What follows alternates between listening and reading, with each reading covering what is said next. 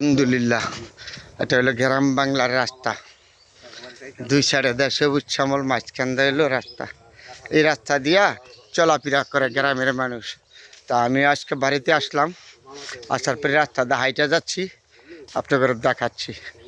এখন আমাদের গ্রামের ভিতরে প্রচুর মাটির রাস্তা বলে, না অন্য মানুষ বলে মেট্রো রাস্তা, আমরা বলি মাটির রাস্তা। তো রাস্তাটা দুই সাইডে দিয়া গাছ, এদিক দিল ফসল, জিনিসপত্র, অসাধারণ চমৎকার পরিবেশ। এই সমস্ত জায়গায় গ্রাম ছাড়া আর কোনো জায়গায় পাবেন না এই সুন্দর পরিবেশ। তাহলে আমি সব সময় চেষ্টা করি আপনাদের ভালো কিছু দেখাবার জন্য। কি সুন্দর পরিবেশ দেখছেন, সবুজ শ্যামল, এদিক দিলে ফসলের জমি, এটা হলো মেট্রো রাস্তা।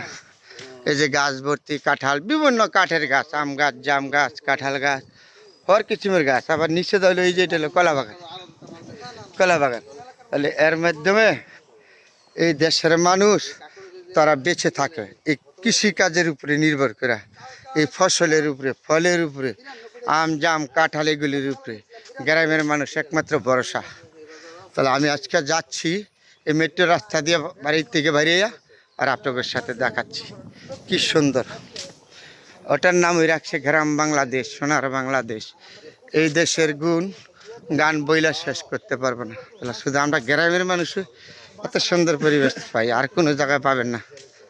গাছপালা দেখছেন, দুই সাইডে গাছের কি সুন্দর কাঁঠাল ধরে রাখছে, রাস্তা দিয়ে হাইটা যাচ্ছে মানুষ।